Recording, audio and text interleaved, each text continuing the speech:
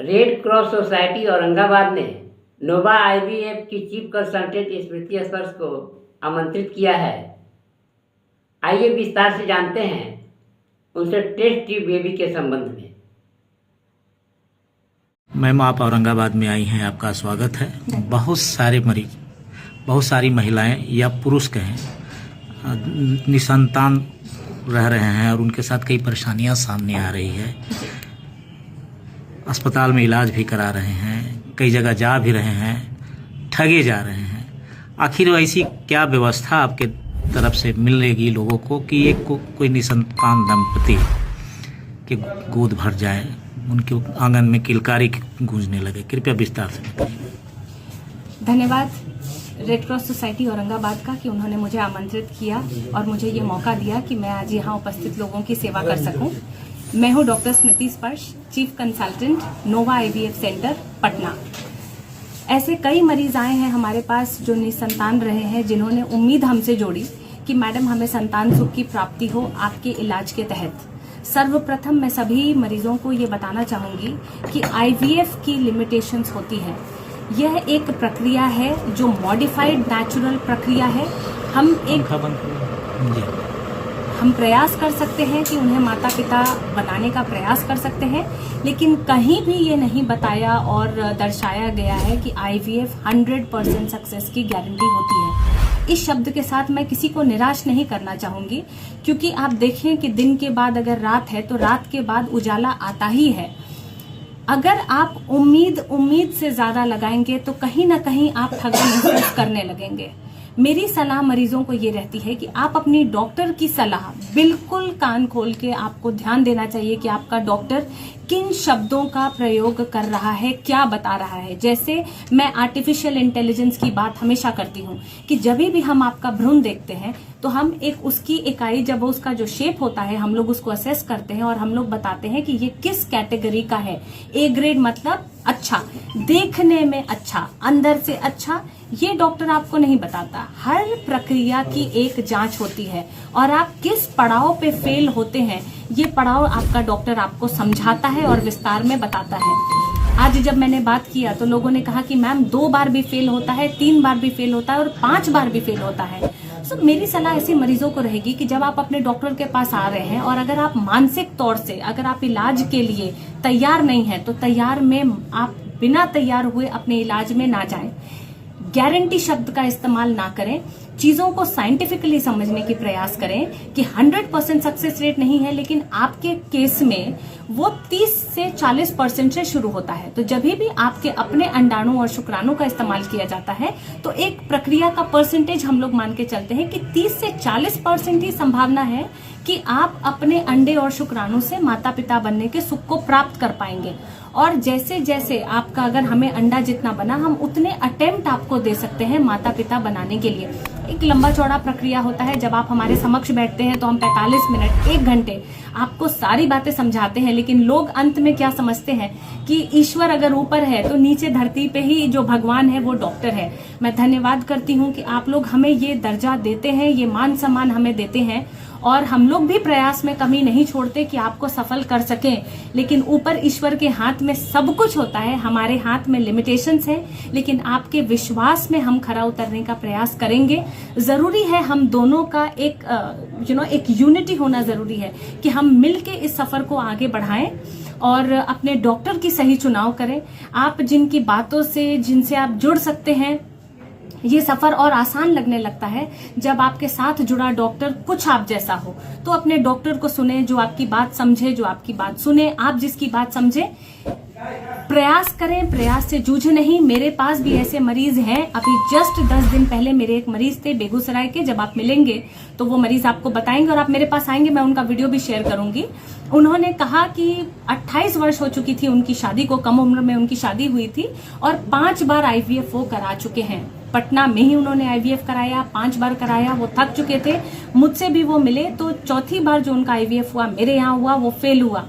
5वीं बार उन्हें सफलता मिली है। तो क्या मैं सबको सफलता देने में कामयाब हूँ?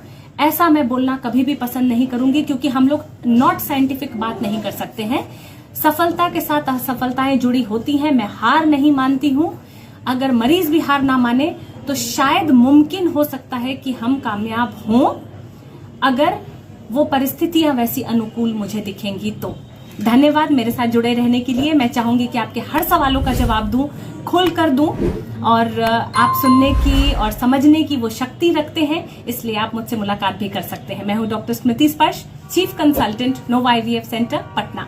कभी कभी मैम ये भी देखा गया है कि 3 माह का गर्भ होने के बाद भी, 4 माह के गर्भ होने के बाद भी वो मिसकेयर हो जाता है जी। तो वैसी स्थिति में फिर आपके द्वारा क्या पहल किए जाएंगे? देखिए, अगर गर्भवती महिला रह चुकी हैं और उन्होंने गर्भ धारण करने से पहले जांच कराई है और गर्भ धारण करने के इसी बाद माध्यम से उनका गर्भ ठहरा, IVF के माध्यम से भी अगर उनका हुआ है तो हम लोग उनको 3 महीने का गैप देते हैं, और जिसके बाद हम सारी प्रक्रियाओं को रिव्यू करते हैं। मतलब आपका जांच से पहले आपका थायराइड, आपकी प्रोलैक्टिन, आपका शुगर लेवल, आपका बॉडी वेट कितना था, आपके कितने अंडे निकले थे, आपका शुक्राणु कैसा था, क्या उस शुक्राणु का हमने, उस अंडाणु का मिल के जो भ्रूण तैयार होता है, क्या उस भ्रूण का हमने कोई जांच कराया था, क्या बढ़ती उम्र एक समस्या थी। बहुत सारी चीजें होती हैं जिसको हम ध्यान में लाते हैं, जिसको हम रिव्यू फाइल कहते हैं। सो उस फाइल के रिव्यू के तहत फिर हम एक बार उस दंपति के साथ बैठते हैं और उन्हें सलाह उसी प्रकार दी जाती है। सो पहली बार अगर गर्भ खराब हो रहा है तो सर्वप्रथम हमारे दिमाग में ये बात जाती है कि क्या उनका हार्मोन लेवल ठीक है, और सेकंड इंपॉर्टेंट बात जाती है कि क्या उनका जो भ्रूण तैयार हुआ था, क्या वो स्वस्थ भ्रूण तैयार हुआ था। जैसा कि मैंने कहा कि हम AI का यूज करते हैं भ्रूण को जांचने के लिए, या हम लोग पर आई जो खुद आंखों से देखते हैं तब हम लोग ग्रेडिंग देते हैं। हम लोग भ्रूण का टुकड़ा जांच में भेजकर जांच नहीं करते। तो फिर और बहुत आधुनिक प्रक्रियाएं हैं जिसका मैं उनको सलाह देती हूँ, बट एक रिव्यू जरूर करते हैं। दूरबीन जांच की भी मैं सलाह देती हूँ। ये कमी अगर महिला पुरुष दोनों में हो तो फिर क्या उपाय है?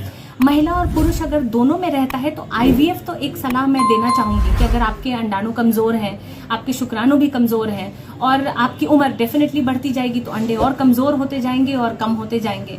तो हर ऐसा नहीं है कि आप शादी आपने की है और आपको IVF की तरफ बढ़ा लिया जाएगा, लेकिन कुछ एक आध ऐसे केसेस होते हैं जिनमें हम सलाह देते हैं कि नहीं, आप फ्रंट IVF में जाइए। लेकिन कम AMH होना एकमात्र कारण नहीं होता है जिसके लिए आपका IVF किया जाए, और बहुत सी बिंदुओं होती हैं जिन पे हम विचार करते हैं। लेकिन IVF एक सटीक प्रक्रिया होगी अगर शुक्राणु आपके कम दिख रहे हैं और अंडे भी आपके कम दिख रहे हैं और आपकी शादी को एक लंबा समय बीत गया है, तो हम सलाह देते हैं कि आप IVF करें। बेहतर होगा कि आप 35 साल से पहले अपनी IVF की प्रक्रिया का चुनाव कर लें और लंबा समय इंतजार ना करें। तो मिनिमम एज जो WHO कहती है वो है कि आपको 1 वर्ष होना चाहिए आपकी शादी को, उसके बाद ही आप एक निसंतान विशेषज्ञ की सलाह में आए। लेकिन जब आप हमारी सलाह में आते हैं तो एक बास्केट ऑफ इन्वेस्टिगेशंस और प्रक्रियाएं हमारे पास होती हैं। जैसे हम आपका ओव्यूलेशन इंडक्शन करते हैं, जो आपके अंडा बनाने की दवाइयां हम चलाते हैं, या हम IUI की प्रक्रिया की सलाह देते हैं, या हम IVF की सलाह देते हैं। तो अप फ्रंट सारे मरीजों का IVF नहीं होता है, ये मैं समझाना चाहूंगी सभी मरीजों को। तो इसके लिए एज का भी कोई लिमिटेशन है? एज शुरुआती है, हमने एक अपने लिए खुद से लिमिटेशन किया है, क्योंकि देखिए आजकल के समय में सबको जल्दी जल्दी सबको चाहिए। ये जल्दी जल्दी के समय में कि 30 सेकंड का रील रहता है, 5 सेकंड के वीडियो रहते हैं, जल्दी जल्दी के समय में तो हम सबका IVF नहीं कर सकते। तो ऐसा भी होने लग गया है कि अब मरीज की शादी को 1 साल हुआ है और मरीज कहता है कि मैम आप IVF से बच्चा जल्दी दे दीजिए, या शादी हम लेट करना चाह रहे हैं, मेरी उम्र है 22 साल, आप मेरे अंडे फ्रीज कर लीजिए। देखिए आधुनिक चीजें बनी है कुछ सोचकर, बट इसका दुरुपयोग नहीं होना चाहिए। तो डॉक्टरी सलाह हर चीज के लिए जरूरी होती है, और मैं जल्दी जल्दी IVF का प्रक्रिया सही नहीं मानती। हमेशा सेलेक्टिव होना चाहिए कि ये प्रक्रिया जब हमें एक मिला है, एक राइट मिला है, तो हम इसको बहुत जुडिशियसली यूज करें कि किन का IVF होना चाहिए और किन परिस्थितियों में इनका चुनाव बेस्ट डॉक्टर कर सकता है, मरीज नहीं। ये कभी कभी सुनने में आया कि स्पर्म जब गर्भ में डाला जाता है तो दर्द काफी होता है, ऐसा क्या है कुछ?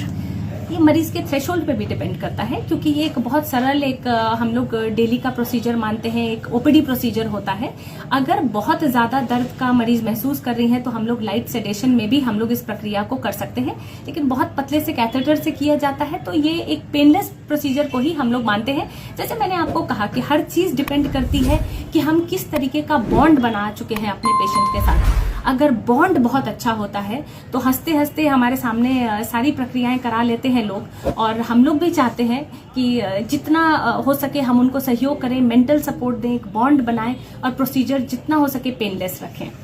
ऐसे मरीजों को आप क्या संदेश देना चाहेंगी जो आपसे कांटेक्ट कर सके, आप तक पहुंच सके? मैं कहना चाहूंगी कि निराश तो बिल्कुल भी ना हो। अगर हम लोग कुछ कर सकते हैं तो आशा रखें और आगे बढ़ें। इलाज की प्रक्रिया का चयन बिल्कुल सरल और सहज करें। आप अपने निसंतान विशेषज्ञ की परामर्श जरूर लें। डॉक्टर बेस्ट जान रहा है आपके लिए क्या सही होगा।